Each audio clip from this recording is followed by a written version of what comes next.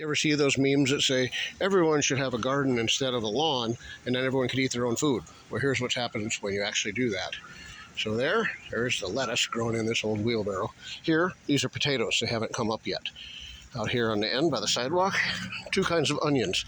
Planty onions here, and these are walking onions, and they spread, and they create a whole bunch of little onions. Here, little pots to keep the baby puppy dog over there. The baby bunnies from decimating the garden. That big tall stuff there, that's horseradish. That's available in the fall. This wheelbarrow here, that's herbs. Oh, and there's a bunch of starter stuff in those pots there. And then I got some cucumber going down here that I'll let sprawl amongst all the other stuff. Out here alongside the sidewalk, there's flowers there right now, but there's also corn planted in there, so the corn's going to grow all in there.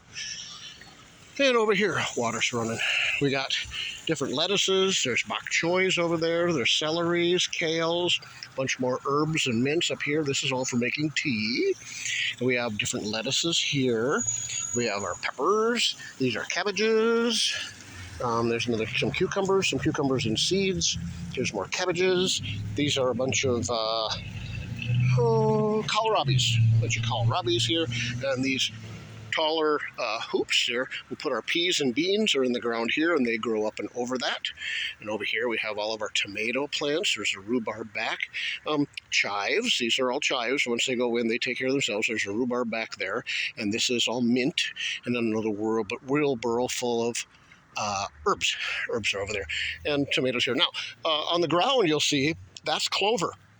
And that takes a little bit of work. But once the clover is all in, then you don't need any ground cloth. The clover takes care of that. And the clover has little flowers, doesn't get very tall, and the bees love the clover. Grapevine there. We got a bunch more grapevines in back around the chicken shed. But this is our front lawn. There's the street right out there. And by having a lawn that you can eat, you don't have to mow very much, and we get a shocking amount of food out of our lawn. And this is part of our lawn. Of course, we have chickens in the back, and then in the north lawn, we have the berries, cherries, and raspberries up there. Oh, and blackberries are going in now, too.